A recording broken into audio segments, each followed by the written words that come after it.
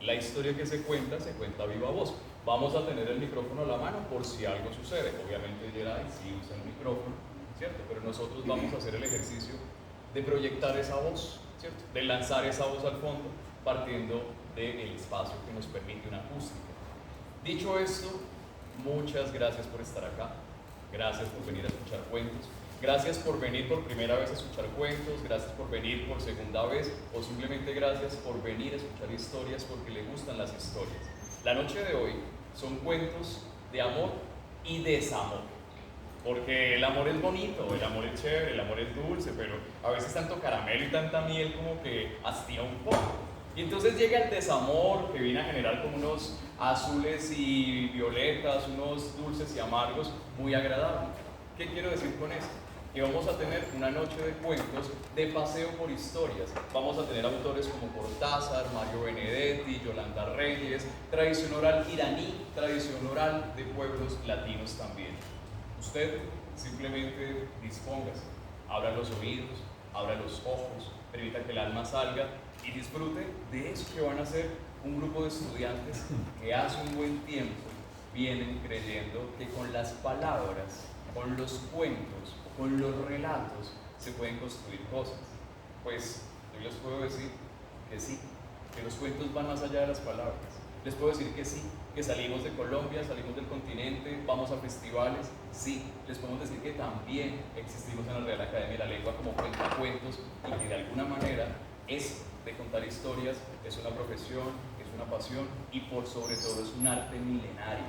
El mundo se contó y a nosotros nos alegra sobremanera tenerlas ahí, porque el mundo se ha contado. Y la tarea hoy es que usted navegue en las historias de amor y desamor, y ojalá lo que escuche acá salga y se lo cuente a otro. Ojalá todo lo que pase acá se lo lleve en su corazón, se lo lleve en su pecho. No siendo más, y agradeciendo que usted y su puntualidad estuvo acá, vamos a empezar entonces cuentos de amor y desamor. ¿Sí puede aplaudir? ¿Se vale aplaudir? Muchísimas gracias, profe. Bueno, daremos inicio con el primer cuento que será narrado por Steven Gutiérrez, estudiante de Ingeniería de Sistemas. El cuento lleva por título La mariposa y la vela.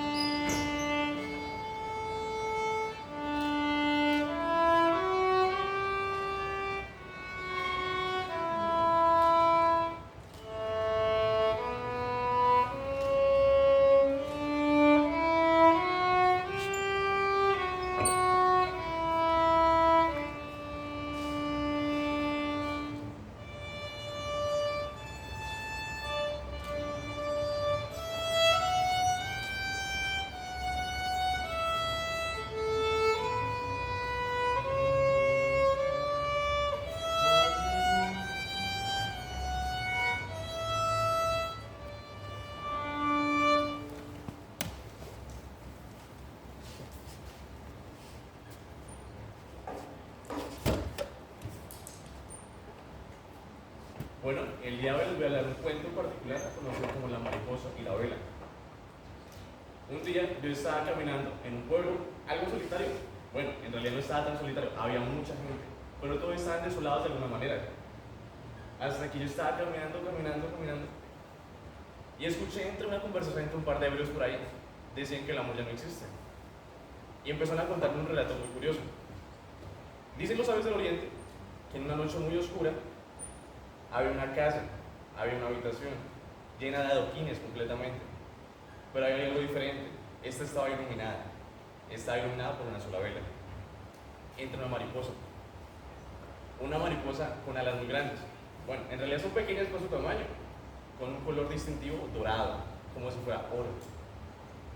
Entra, la vela empieza a bailar, empieza a bailar. La mariposa se queda hipnotizada mirando, se acerca, gira y gira, y le pregunta, ¿qué haces acá? Gira y gira. ¿Por qué brillas así? Gira y sí, gira. ¿Qué eres? La vela no contesta, sigue bailando.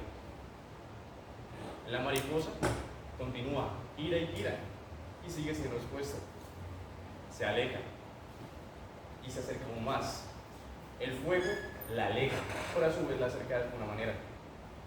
Gira y gira, sigue sin respuesta. Entonces, la mariposa da un paso hacia atrás y se da cuenta que la vela está triste. Extiende sus alas, cierra los ojos y se lanza directo.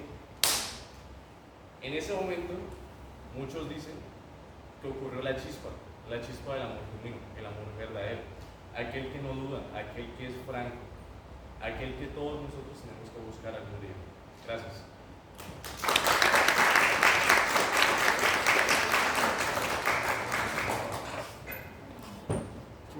Muchísimas gracias, Steven.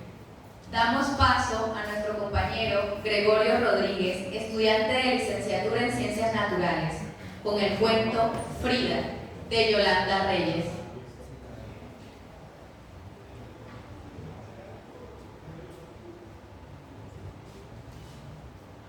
Buenas noches. ¿Alguno de ustedes se enamoró en el colegio? Desde allá se enamoraron en el colegio. Bueno, pues en una salida con compañeros del colegio, entre los más cercanos, éramos 6, salimos a cenar, a comer en un restaurante y cada uno empezó a contar sus historias, sus anécdotas, ¿no? Era un reencuentro agradable y yo conté lo que pasó en las vacaciones de sexto B. Pues resulta, voy a volverme de 11 años. De regreso al estudio,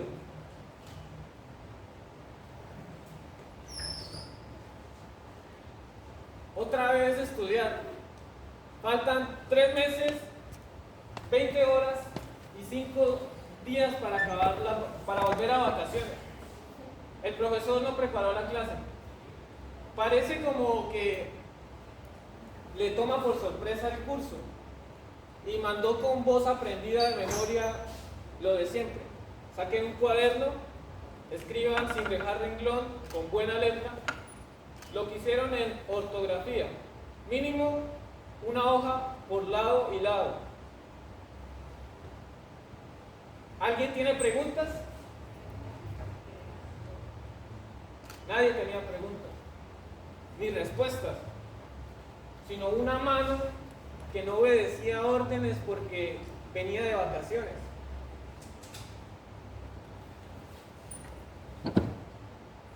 Con el típico tema de siempre, que hice en mis vacaciones, estrenando el cuaderno más bonito de los Power Rangers con esa cosa. En mis vacaciones conocí a Frida, una sueca, con el pelo más largo y más amarillo que pude conocer. Sus ojos eran color cielo y cuando se reía se le arrugaba la nariz. Era un bombón, lindísima. Vino a visitar a sus abuelos maternos aquí en Colombia.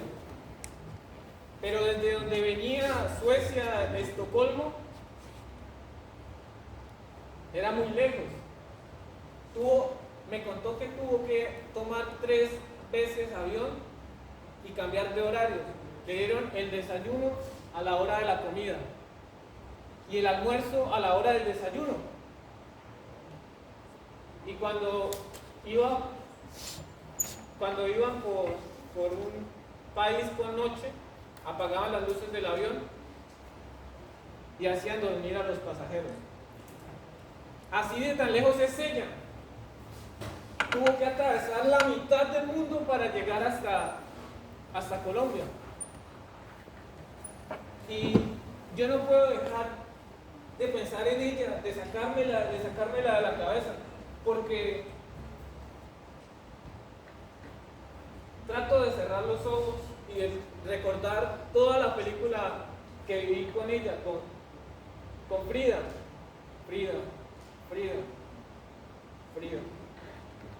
Todavía recuerdo cómo enredaba el español. yo le enseñé a decir cosas que no puedo repetir. Y ella me enseñó a besar. Fuimos al muelle.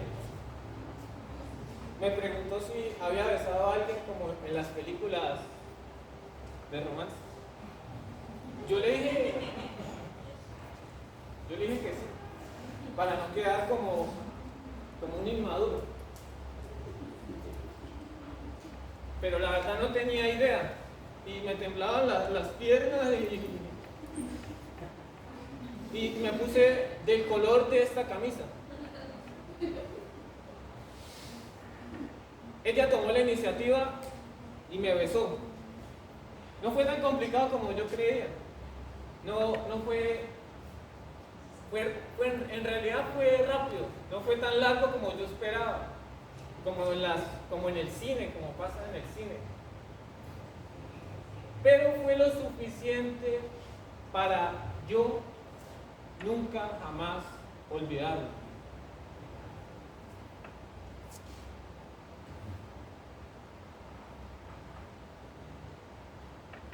Frida y yo no pudimos estar tanto tiempo juntos porque aparecían por ahí mis primitas con sus secretos y sus risitas de ¡ay, ahí van los novios, ahí van los novios, ahí van los novios!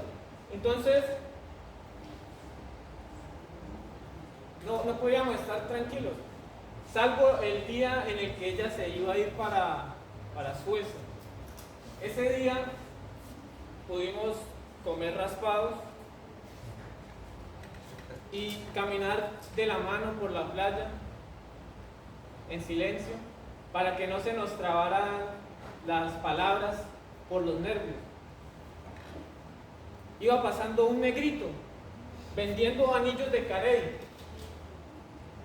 Entonces compramos uno para cada uno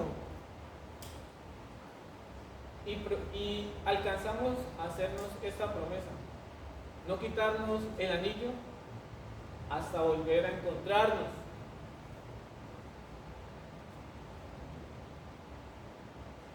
Y después volvieron a llegar las primas. Entonces ya hasta ahí pudimos estar los dos. Es que no pudimos despedirnos como queríamos, sino como si fuéramos conocidos. Y pues no hicimos tanto porque íbamos a ponernos a llorar y no queríamos quedar en ridículo ante tanta gente. Y se fue para Estocolmo. Estocolmo.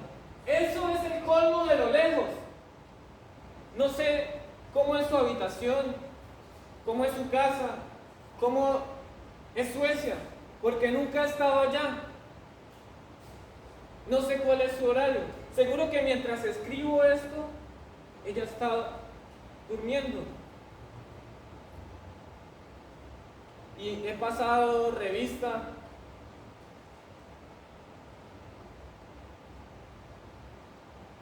pero no puedo sacármela de la cabeza.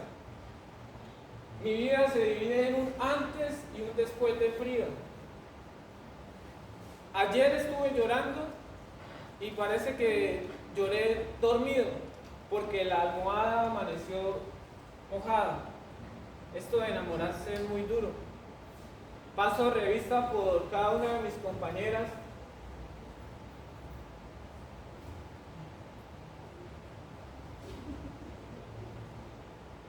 ¿Las habrá besado alguien?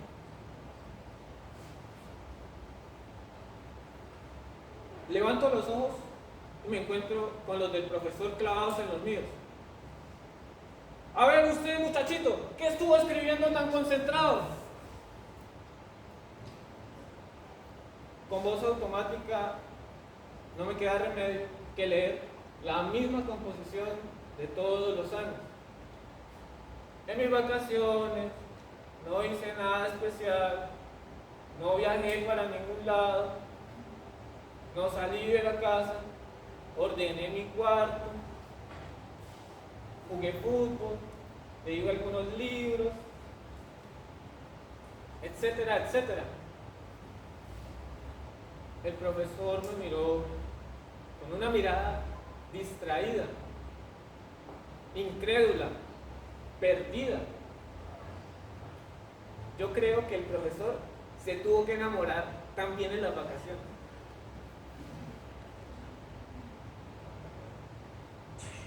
Frida, Frida, Frida. Bueno, eso fue lo que yo les conté esa vez a mis compañeros ahí en el restaurante, entre los más cercanos que estábamos. Y la verdad, unos dijeron, ay hermano, usted todavía con Frida, ¿con Frida? ¿En serio? Ya madure, loco, ya madure.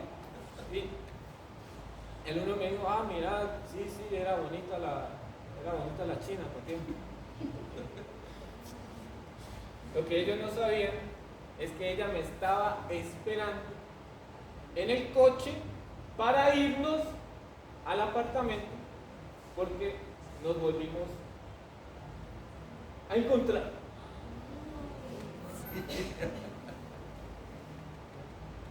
Muchas gracias.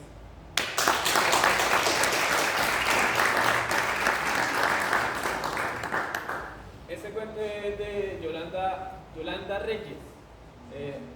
Hay la fortuna de que todavía está viva y tiene unos cuentos increíbles. Por ejemplo, pueden buscar El terror de Sexto B. Es un audiolibro y lo pueden escuchar ahí de poquito a poquito. Ahí está la historia esta de Frida y hay unas interesantes. Entonces, ya me están llamando por allá, me tengo que ir. Muchísimas gracias, Gregorio. Damos paso al siguiente cuento que será narrado por Ángel Gallo, estudiante de Derecho, con el cuento que se titula Farad y Shimri, que es una leyenda iraní.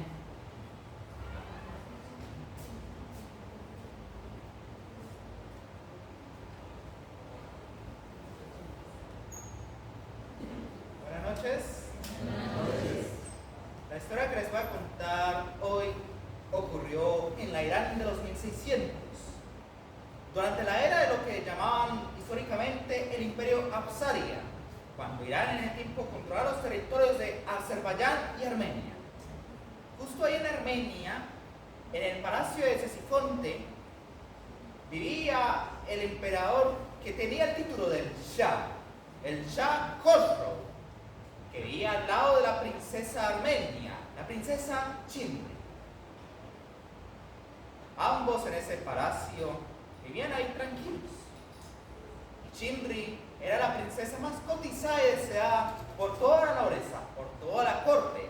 Pero a Chimri nadie le llamaba la atención. Hasta que de repente un día en la corte, todos reunidos, escucharon de un hombre de la región iraní, toda pobre y humilde de Ctesifonte, que se caracterizaba por tener la fama de ser un gran escultor y artista, que tallaba esas piedras de una manera tan magnífica, cuyo nombre no era más que Farad.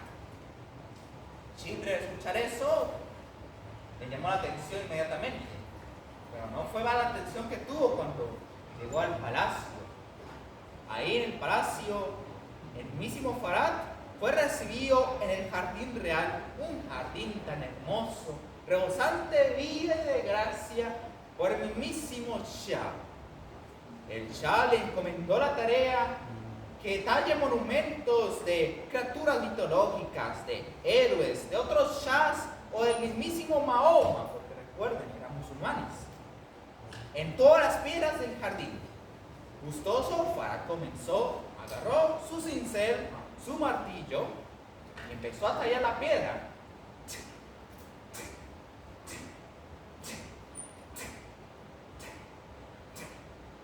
Hasta que de repente vio a alguien maravilloso.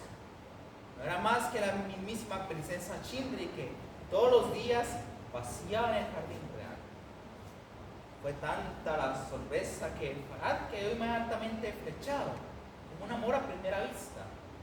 Y con el paso del tiempo, después de haber tallado varias esculturas que básicamente revitalizaban ese jardín tan verde, decidió de una vez por todas armarse valor e ir a hablarle a Shinri, a pesar de las posibles consecuencias que podría tener. Entonces fue y le dijo a Shinri: dichosos los ojos que ven aquí mismo aquella belleza en tu presencia, de la cual no soy yo más que una molestia. Que Shinri, como oía, le dijo: no te preocupes, además no es gracias a ti y a tu increíble trabajo que llenas de esencia este hermoso jardín. Entonces, como todo hombre, se ilusionó al recibir ese cumplido, pero afortunadamente fue correspondido, y de charla en charla, encuentro en encuentro, fue naciendo un sentimiento el cual no iba a pasar inadvertido, ya que el mismísimo Cha, a pesar de querer a su sobrina, no la veía como su sobrina, la veía como una de sus mujeres más, como una de sus esposas, la quería. Pero ¿se puede imaginar la razón por la cual Shinri no le correspondía o no le quería corresponder al Cha? Muy misterioso, muy complicado, que tal vez la razón principal era que ella no quería ser una más de sus esposas, no, ella quería un hombre para ella. Por lo tanto, el Cha, al enterarse con un gran celos de que un pueblerino ahí de una región básicamente inmunda iba a quedarse con su sobrina, le imaginó un plan tan perverso y tan cruel, y al ejecutarlo básicamente hizo lo siguiente. Primero llamó a Farad aquí en el trono y le encomendó una titánica tarea, ya que en las regiones fronterizas entre Armenia e Irán hay unas montañas, las montañas Avisotún, unas montañas de un terreno tan rocoso y peligroso, los cuales los pueblos aledaños sufrían hambrunas, pero más que todo sufrían de sed, no tenían casi acceso a agua. Por lo tanto, le encomendó a Farad la tarea de construir un canal en las montañas de Avisotún, desde el río hasta los pueblos, tarea la cual Farad, emocionado pensando que con eso al fin conseguiría la mano de Shinri, aceptó gustoso y fue viajando hasta las montañas de Avisotún. Ahí en las montañas agarró emocionado su cincel y su martillo y comenzó a tallar las rocas, creando ese canal.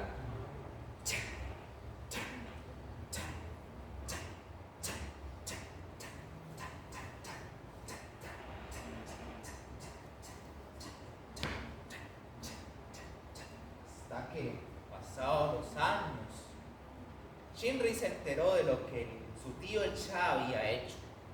Entonces, dispuesta a tener esta locura, vio que Farad no era un arquitecto, sino era un artista y un escultor, se disfrazó de comerciante plebeya ahí, de modo incógnito, sin saber qué hacía,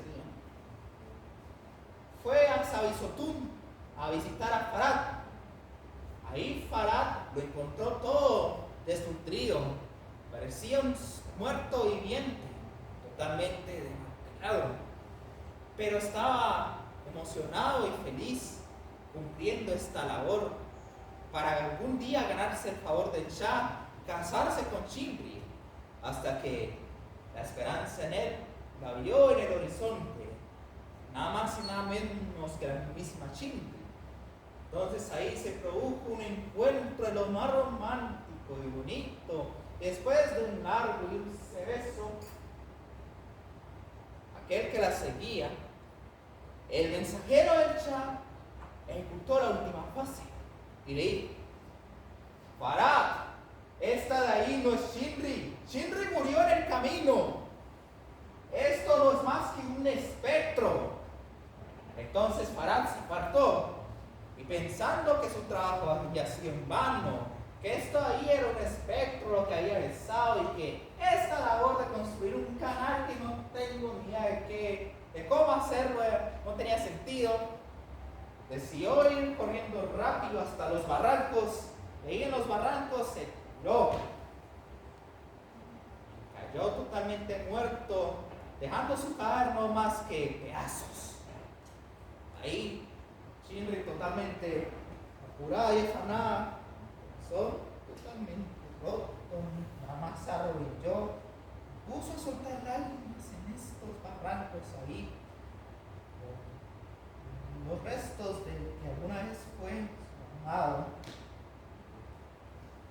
Lamentablemente tuvo que volver con el mensajero a Cesifonte. Ahí en Cesifonte le recriminó al mismísimo Cha por qué había hecho eso y lo maldijo de por vida. Y desde ese momento su actitud empezó a ser más sombría, más callada, más reticente, a punto de hasta morir. Ya con el paso del tiempo, a partir de los siglos, se empezaron a escuchar en las noches en aquellas montañas como un cincel y un martillo tallaban las piedras.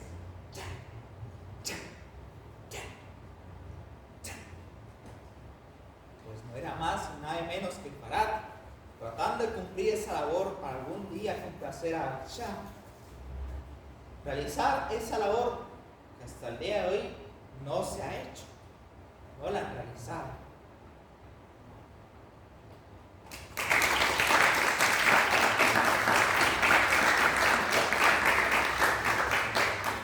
Porque no todos los cuentos tienen un final feliz. Damos paso al siguiente cuento, que será narrado por nuestra compañera Lady Castillo, estudiante de Trabajo Social. Cuento cuyo título es El cuento de los sentimientos del gran Mario Benedetti.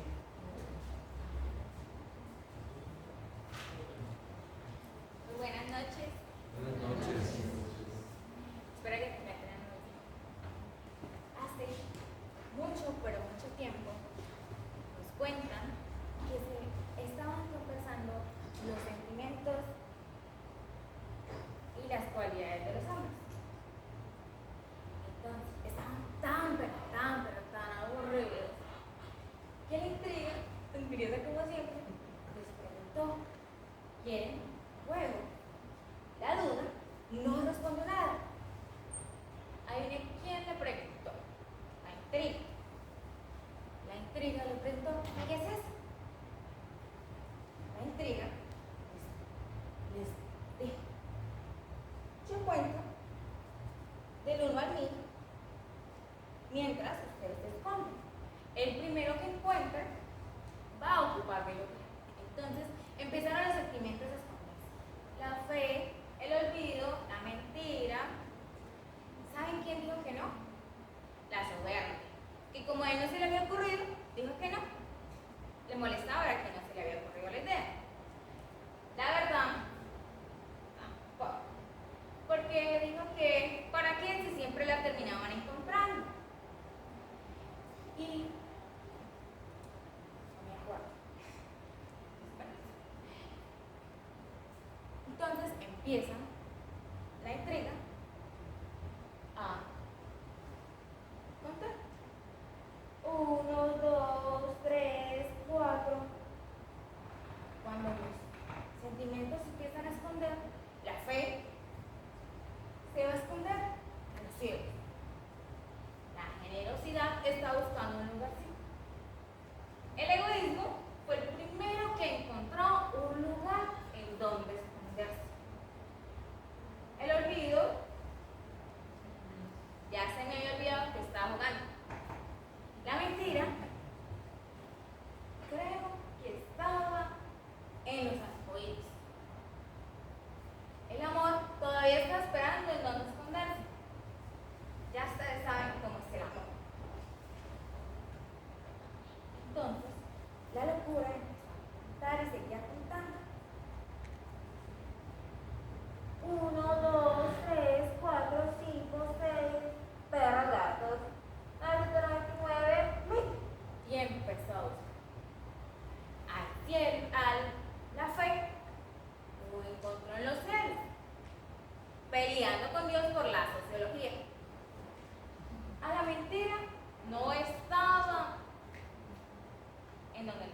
¿En dónde les dije? ¿En dónde les dije que estaba la mentira? Por allá. Les dije que la mentira estaba en los arcoíris, pero no estaba ahí. Les mentí. Estaba en una laguna. La generosidad, cada lugar que encontraba le parecía súper bien para todos sus amigos. Entonces, que la belleza, que el triunfo. Entonces, para ella le tocó esconderse en un rayito de sol. El amor, como ya era muy rápido, se escondió. Pero no les voy a decir eso, todavía está. ¿Quién les falta? ¿Quién le puede decir quién falta? La duda. La duda se quedó pensando en una piedra en dónde esconderse. Ah, la pereza, que se cayó y se quedó ahí, porque con la primera piedra que se tropezó, ahí se quedó. No lo volvió a intentar más. El olvido está ahogado, ya está ahogado. Entonces, el amor se escondió, como ya veía que no le quedaba tiempo porque se la pasó buscando allí, por allá y todo eso. Entonces, cuando encontró un rosal, y fue lo primero que se metió. Claro, la intriga no iba a ser tan, y la olió. Cuando empezó a buscar, y ya la había visto, no la había visto. La encontró, pero con el olor, como con ese sabor. Entonces, ella no se iba a apoyar, así que encontró un palo y empezó. Ahí viene, ¿qué pasa? Le puyó los ojos al amor. La locura le rogó, le dijo que iba a ser su esclava, y la lloró, le suplicó. Pero, desde ahí, se dice que el amor es ciego y la locura siempre lo acompaña. Muchas gracias.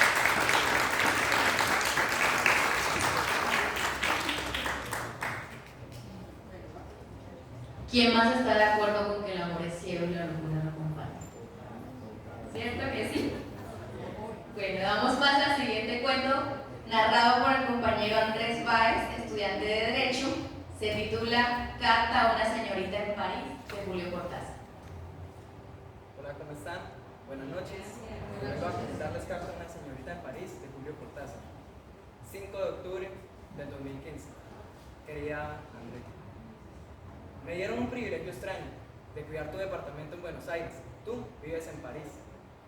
Pero llegué acá con la promesa de cuidar cada objeto, cada cosa, cada rincón, que guarda un tenue olor de tu perfume, y cada retrato y fotografía que esconde una dulce mirada. Sí, la dulce mirada de Andrés. Al inicio viví entre tus cosas y todo era perfecto. Me pasaba horas viendo tus fotografías, tus retratos, en donde escondías una tenue sonrisa tan dulce que helada. Yo no te conocía al inicio, pero todo de ti me enamoraba cada vez más. Cuando veía las copas a medio alinear, cuando veía los libros a medio abrir, donde todavía guardaba tus pensamientos. Cada situación en donde me acostaba en la cama, olía las almohadas, sentía tu aroma. Sin pensar y sin tú saberlo, me enamoré. Al inicio fue un huésped perfecto, cuidaba todo con calma. Es más, trataba de no respirar para cuidar el aire que allí habías dejado. Y sí, André, sin pensarlo, más y más y más me enamoré. Pasó el tiempo, y mis deseos, mi amor y todo aumentó tanto que de manera inexplicable y sin tú saberlo, sin yo esperarlo, empecé a vomitar conejitos vivos. Sí, conejitos. De esos que apenas tocan el suelo saltan, de esos que son tibios, de esos que guardan tu piel, André. De esos que guardan tu mirada, tu sonrisa. Sí, conejitos vivos. Al inicio venían de uno en uno. Lo acomodaba entre mis manos, lo metía entre los cajones, los guardaba entre las bufandas. Llegué al punto de acomodarlos en las repisas. Pero los conejitos empezaron a multiplicarse porque mis deseos por ti nunca pararon, André. Y empezaron a ser más, cada vez más y más y más y más y más. Era un caos tierno y terrible, pero era incontrolable. Pasó el tiempo y no había espacio en los baños, en las habitaciones. Veía como en la noche salían detrás de las camas y con sus ojos me miraban. Parecían saberlo todo, pero yo creo que no sabían todo. Al llegar ese día, me acerqué al balcón. Miré la ciudad y la ciudad estaba indiferente, como si no conocieran el amor que por ti sentía, André. Y no lo conocían. Por eso te escribo esta carta, primera y última que te escribo. No sé cómo explicarlo, pero los conejitos me asfixiaron y lo que era tu antes cálido hogar ahora es un caos que no puede ser controlado. No hay espacio más en el departamento ni en mi cuerpo. Es por eso que te escribo esta carta. Me acercaré al balcón, abriré la baranda. Tú la leerás y sabrás que alguien te amó, sin derecho, sin tocarte, sin oírte, pero te amó. Mientras tanto, yo me entregaré al vacío de la ciudad.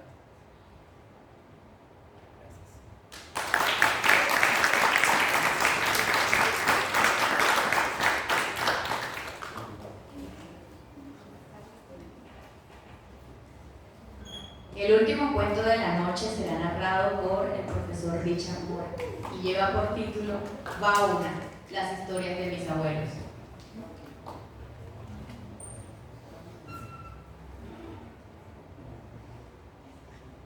Porque me mira con desconfianza. ¿Dónde está?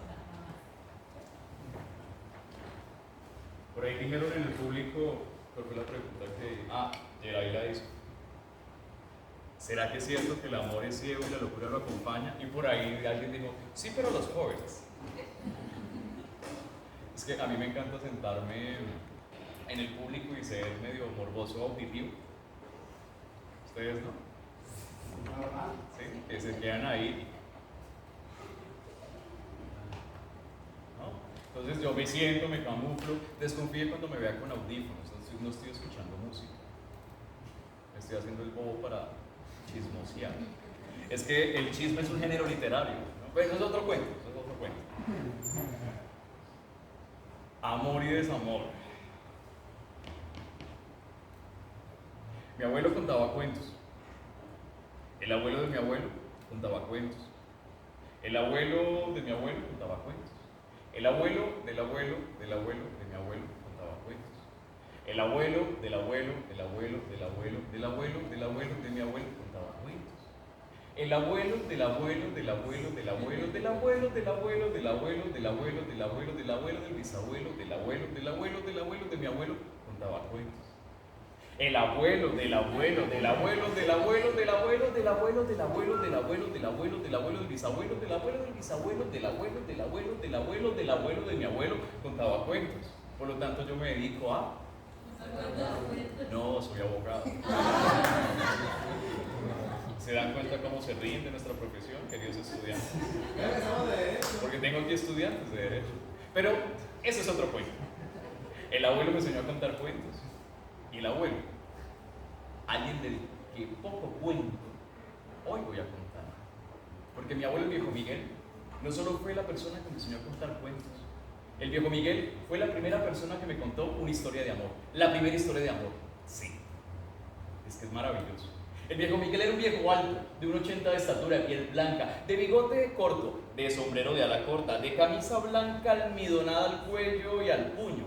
Y para aquellos jóvenes que se pregunten qué es almidonar al cuello, es endurecer el puño y el cuello con esos néctares de la yuca. Sí, que quede tieso junto con la plancha. El pantalón negro de tela con zapatos de cuero brillantes, zapatos completamente brillantes y una línea a la mitad del pantalón. El abuelo, el viejo Miguel, era comerciante. Si el pantalón no tenía la línea a la mitad o la camisa no estaba almidonada al cuello y al puño, el abuelo no salía a trabajar. La vieja Ana. Una vieja pequeñita, pequeñita, pequeñita, pequeñita, redondita, redondita, redondita, redondita, redondita, redondita, completamente opuesta al abuelo, con una boquita roja que parecía más una pequeña flor a punto de abrir, con unos ojos negros azabaches, con unas trenzas que caían a los lados de los hombros, con un poco de pecas como tiradas como si fueran un poco de barro, que se vestía de vestidos de flores. Tomaba una cinta de tela y se amarraba creyendo ella ser la cintura, pero nunca se veía, más parecía un tamalito. Sí.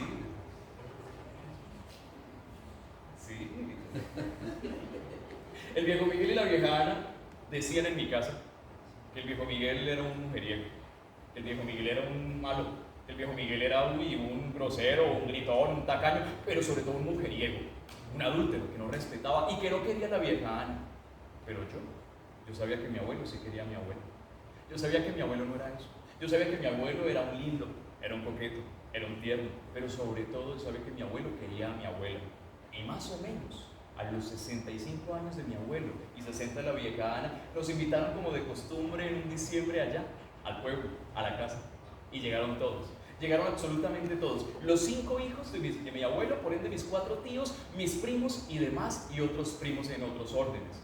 Los viejos, los más grandes, allá en la esquina, bebiendo esa bebida oscura que se fermenta con esa panela vieja que huele y sabe agrio. Eso. Los primos pequeños, que no eran tan pequeños ni tan grandes, en la mitad, hablando de todo, no jugando porque ellos eran muy maduros para jugar. Los pequeños en la esquina y los pequeños yo, jugando a lo que dijo Ley, a las escondidas.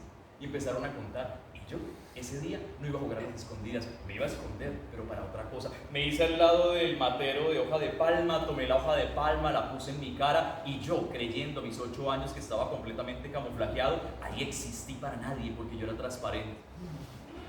El viejo Miguel estaba abanicándose en su silla de madera de mimbre como se abanican los viejos cuando nada molesta. A su lado izquierdo mi abuelo, la vieja Ana, abanicándose con la calma que se abanican las mujeres también que nada les molesta. Y el viejo Miguel tenía la banca en un lugar perfecto, donde se veía absolutamente todo. Se veían los viejos que estaban bebiendo, se veían los medianos que estaban hablando y se veían los pequeños que se estaban escondiendo. Pero el abuelo no se dio cuenta que yo estaba ahí. Mi camuflaje era perfecto. El viejo Miguel empezó a mirar de izquierda a derecha, notando que nadie lo mirase. Luego de derecha a izquierda. Y cuando nadie lo veía, el viejo Miguel, que se abanicaba lentamente, levantó la mano izquierda y en contramovimiento a la banca o a esa pequeña mecedora, empezó a mover las manos. La vieja Ana, que no por nada era su esposa, no por inocente ni boba, era su esposa, levantó la mano derecha de ella y la empezó a mover también. Y las manos empezaron a mover, y las mecedoras empezaron a agitar, y las manos empezaron a sentir, las manos empezaron a juntar, los dedos empezaron a rozar, los falanges empezaron a brotar y las manos se hicieron en una sola. Y ahí la vieja Ana se quedó quieta, cerró los ojitos para no ver, apretó la boquita pequeño en ese botón de flor rojo, contuvo los hombros, y el viejo Miguel, que había visto a todos y que nadie lo veía, menos yo que estaba camuflajeado, cerró los ojos y como si fuera un movimiento de tirabuzón se fue a la izquierda y conteniendo su boca pequeña con el bigote se le acercó al cachete lleno de pecas y...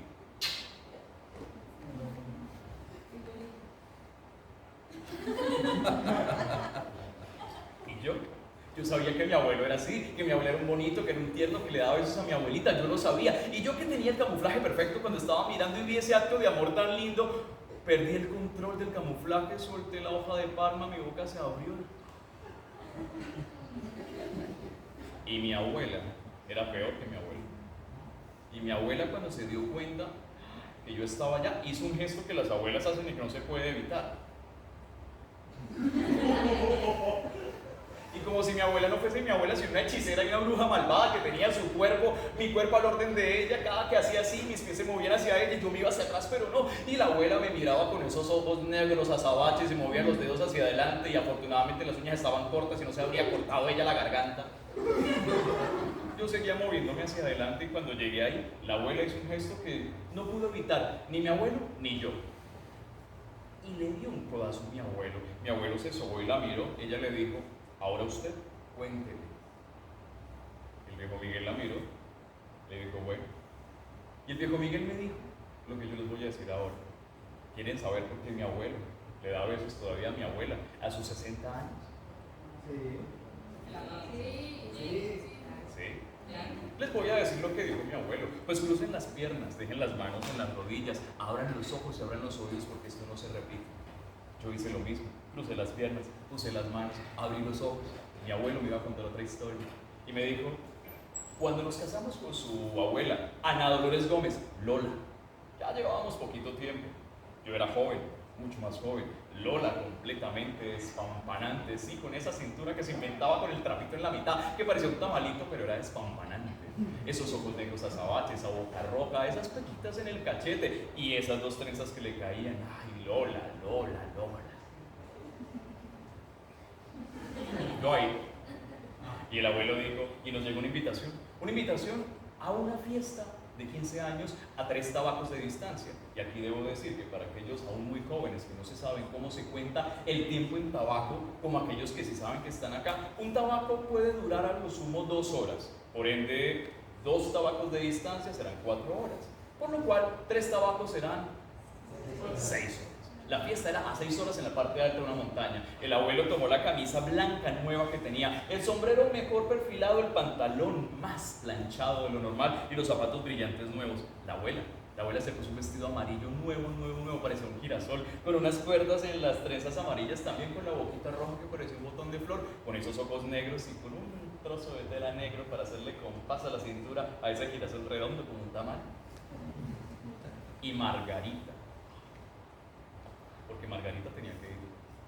Si iba la abuela, iba Margarita. Margarita estaba hermosa, vestida de blanco, con esas zapatillas negras, con esos ojos negros, esas pestañas hincadas hacia arriba. Y no me miren así, mujeres, no.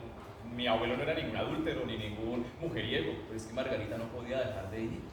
Sí, lo siento mucho. En Colombia hace mucho tiempo se podía tener 2 mujeres, lo siento. Así me miren así. Señor Calero, no diga nada porque le va mal. Pero no piensen mal. Margarita era la yegua. La yegua blanca.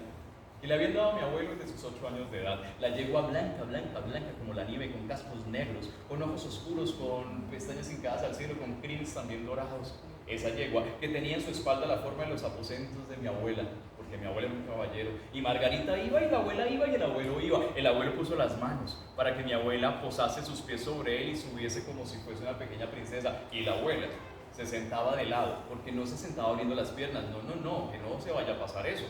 Se sentaba de lado, montaba la pierna, guardaba la enagua, se ponía recta, tomaba la amarra y estaba perfecta para que el abuelo la llevara. Cuando ella se subía a Margarita, el abuelo tomaba la amarra y le decía, lista Lola, lista Margarita. Y eso era que lista, y se iban caminando. El abuelo, como todo caballero, iba caminando llevando por la rienda a Margarita, pero ese día había llovido tanto que Margarita, que también estaba mayor, ya no veía muy bien, y cuando no lo notó, una piedra fría y húmeda dejó llevar su casco derecho hacia allá, y cuando Margarita lo pisó se fue hacia adelante, y entonces la abuela se tomó el cuello, el viejo sintió el jalón y miró a Lola y dijo, Lola, ¿está bien? Sí, estoy bien. Margarita, va una. La yegua, que no entendía, volteó la cabeza y el abuelo tomó la rienda y siguieron caminando. Seguían subiendo, eran 6 horas. Y en algún momento se le olvidó a Margarita que la lluvia hace que los pastos se bajen, se entrelacen esas pequeñas líneas verdes y los huecos no se vean. Y Margarita no vio el hueco con la pata izquierda, y cuando se le fue la pata se le dobló la rodilla, quedó casi arrodillada, y la abuela quedó colgando en los crines de Margarita. El abuelo sintió que se le venía encima, volvió hacia atrás y le dijo, Lola, ¿está bien? Sí, estoy bien. Margarita, van 2. Ella volteó la cabeza y el abuelo siguió caminando. Ya faltaba medio tabaco para llegar, ya se veían las luces, ya se veía la comida, ya la música se escuchaba, y solo faltaba pasar un pequeño puente de madera, 1 metro. Y a Margarita le daba mucho miedo la madera, porque cuando Margarita pisaba la madera y esta sonaba, a ella la asustaba por dentro, pero si iba con el abuelo, nada pasaba. Margarita pasó lento cada una de las 4 patas que tenía, y cuando pasó la madera, pero apareció un ratón de campo. Sí, un roedor. Y Margarita le tenía miedo a la madera, el ratón de campo era mucho peor. Y cuando pasó el roedor por las patas de adelante, Margarita no lo soportó, se levantó en las patas de atrás, movió las de adelante sacudiéndolas como si fuera un ballet. Y la abuelita salió dando vueltas en el aire, cayendo en el barro, cayendo en el pasto y con plastilina de vaca. ¿Sí saben cuál es la plastilina de vaca? Que la fabrica por la boca y sale por la cola. Cayó sobre eso. El abuelo sintió el jalón, miró a mi abuela, Ana Dolores está bien, y la pobre Ana Dolores Lola se limpiaba un poco la tierra, un poco la plastilina de vaca, escupía un poquito el pasto, se arreglaba las trenzas. Sí, estoy bien. Tomó a Margarita. Margarita, van 3. La lluvia volteó la cabeza y no entendía. La amarró a un árbol. Se quitó el sombrero del abuelo, se acercó a Margarita. Llevó la mano a la parte izquierda de la cintura destapó un estuche de cuero, sacó un látigo que tenía en la punta 3 cuerdas más con otros nudos y empezó a pegarle a la pobre Margarita por toda la espalda. Y ese blanco que tenía como la nieve se puso rojo de la sangre que estaba brotando por el pobre animal. Y así como usted estaba mi abuela. ¿Qué le pasa, Miguel? Usted es una bestia. Miguel, usted es un hijo del diablo. Y Miguel, usted es lo peor. Y la abuela empezó a decir cosas que dejaba ver que mi abuelo era un hijo de una señora que no era muy buena. Mire, Miguel, usted... Miguel, eso no se hace. Miguel, usted es un demonio. Pero el abuelo nos enseñó que cuando una mujer está peleando, está gritando, diciendo algo, ay, quiero interrumpirla, guardar silencio y esperar. En algún momento se va a cansar o va a necesitar aire. La abuela seguía, mire Miguel, es que usted, Miguel, pero mire Margarita, Miguel, usted es el hijo del diablo. Y dijo mi madre que no me tenía que casar con usted, Miguel. Y otra vez le decía que la mamá de mi abuela era una señora que trabajaba muy raro con su cuerpo. ¿Usted eso? Pero el abuelo no decía nada. Y cuando pasaron 3 horas y la abuela se cansó y necesitó tomar aire, se sentó en una piedra. Mi abuelo tomó el sombrero y se lo puso. Caminó frente al abuelo. Llevó la mano izquierda a la parte izquierda de la cintura. No, tapó el estuche. Pero en ese momento, después de tapar el estuche, levantó la mano y le dijo, miren a Dolores, esto no lo voy a repetir, así que escúchelo ahora. Levantó el dedo y le dijo, va.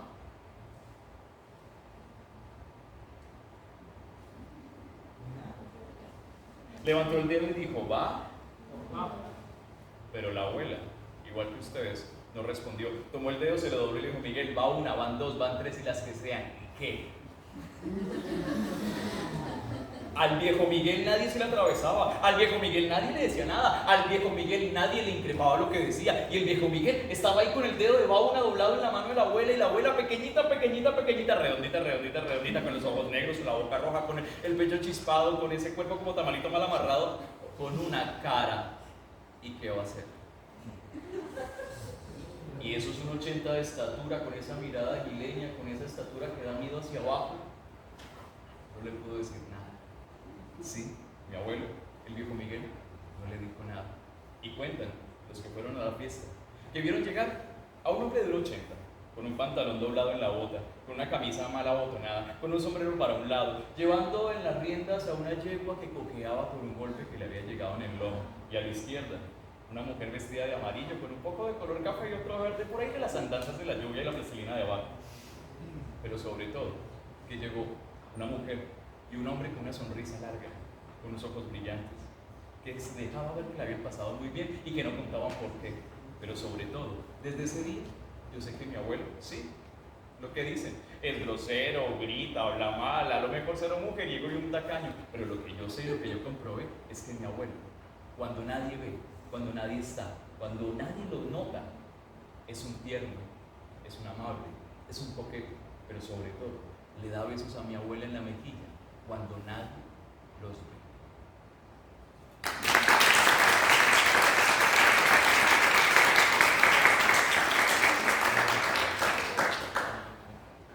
Sí son reales, normalmente las historias no son reales. El viejo Miguel, que en paz descanse, hoy vivió en ustedes, Miguel Gómez. Y Ana Dolores Gómez, Lola, sí existe, sí está viva, sí tiene ese tamaño, sí tiene ese carácter. Y sí, ese abuelo me contó el mundo con sus palabras. Y hoy, en una noche de cuentos, cuentos de amor y desamor, junto con las voces que estuvieron antes de mí, hoy apareció una historia que quiere contar un amor de esos que son viejos, de esos que son de siempre, pero de esos que a lo mejor dicen que no existen, pero cuando los contamos, volvieron ahí. El viejo Miguel, donde esté, está aplaudiendo también, porque ese viejo era muy particular y ustedes hoy lo conocieron en este cuento de Baúl, la historia de mis abuelos. Muchísimas gracias.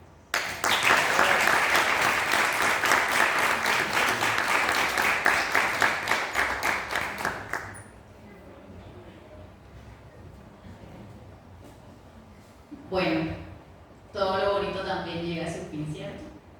Muchísimas gracias por haber vivido junto a nosotros una noche más de cuentos en la U. Mi nombre es Yeray Sarmiento y junto con el grupo de narración oral nos vemos en la próxima función.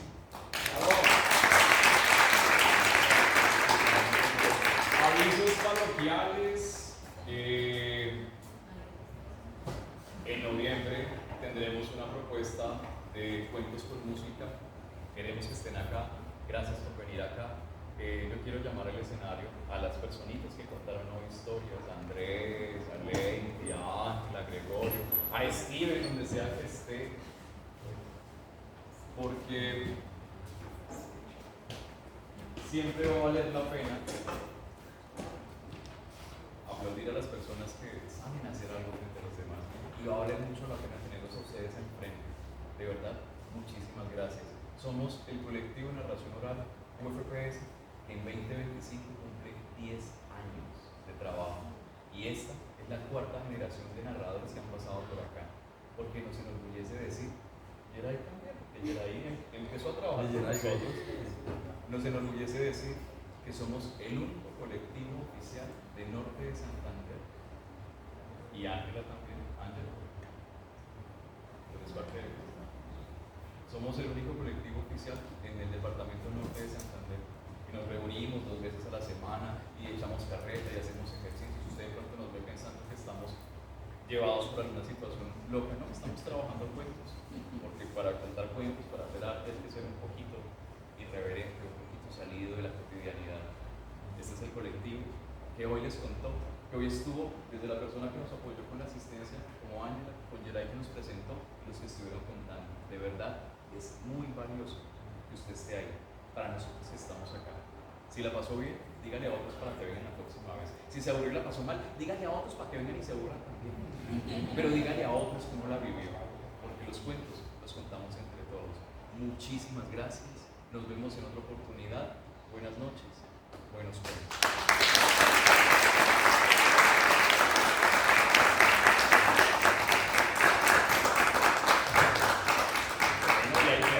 Si quieren foticos con los narradores y demás. Vamos a tomar una foto. Bueno.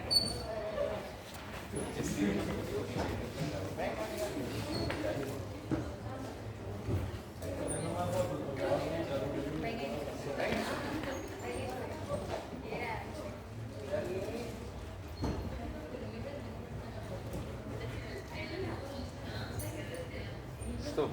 Gracias.